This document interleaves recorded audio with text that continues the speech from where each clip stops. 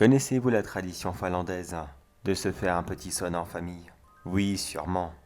Si vous avez regardé le Disney La Reine des Neiges, vous avez immédiatement en tête le cliché de ce gros bonhomme qui prend plaisir dans son bain de vapeur. Il y a deux versions de cette tradition.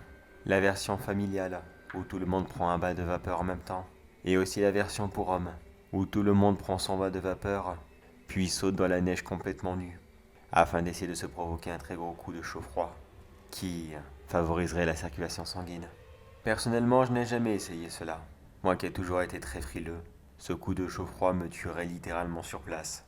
Et puis, quand on y réfléchit maintenant, si je sauterais comme ça nu dans la neige, après avoir passé 1 heure dans un sauna, la seule chance pour eux de pouvoir me retrouver sous 1 mètre de neige épais serait simplement d'attendre le printemps et de retrouver ce qui resterait de moi. Mais là, vous vous demandez, qu'est-ce que je fais donc avec toutes ces familles, là, en Finlande, alors qu'eux sont tranquillement dans leur sauna et que moi je suis resté dans l'hôtel? Il y a une très bonne raison à cela. Toutes les familles en question que j'accompagne me doivent une très grosse quantité d'argent. Et je sais pertinemment qu'ils ne me le rendront jamais. Alors je me suis arrangé afin de leur payer de très belles vacances de Noël, là dans ce très beau pays, où tout peut arriver, même le pire des accidents. J'enregistre tout cela sur un vieux Walkman. Je me dirige actuellement vers les saunas. Ils sont à l'extérieur bien sûr. Dehors il fait nuit. Il est quelle heure? La nuit tombe tellement vite ici. Oh, certainement plus de minuit. Je me demande d'ailleurs, peut-on considérer un bain de vapeur, s'il est passé à minuit, comme un bain de minuit? Ou cela est complètement différent? Bon, qu'importe. J'avance tranquillement près des saunas. Je vois les familles à travers le hublot. Ils sont tellement paisibles, tellement décontractés, tellement inconscients de ce qu'il va leur arriver.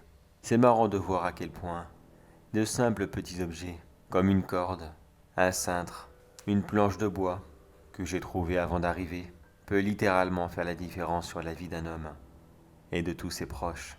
Sans qu'il le remarque, je coince la planche de bois dans la première porte du sauna. Celle-ci ne peut quasiment plus s'ouvrir maintenant.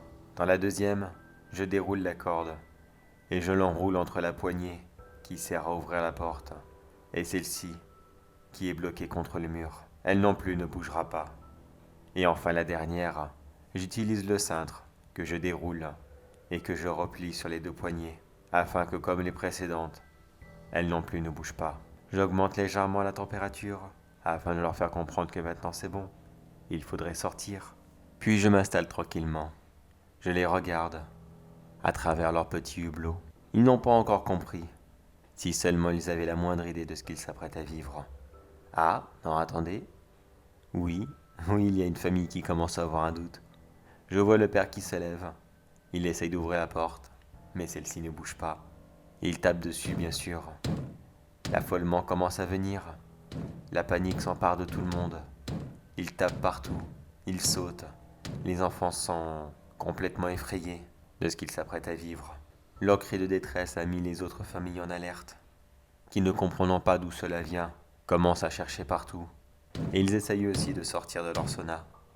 Mais, comme pour les autres, ils n'y arrivent pas.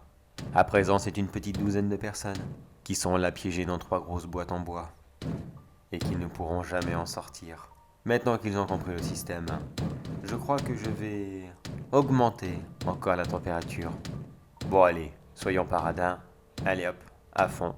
Si tout se passe bien, ils devraient être morts d'ici 1 ou 2 heures. En attendant, qu'ils s'assoient et qu'ils profitent. Après tout, ce n'est pas tous les jours qu'on peut se payer de belles vacances en Finlande. Alors, quitte à y rester, au moins qu'elles soient les dernières et les plus belles vacances qu'ils n'aient jamais connues de toute leur vie. En tout cas pour ma part, moi, je m'éclate vraiment comme un petit fou.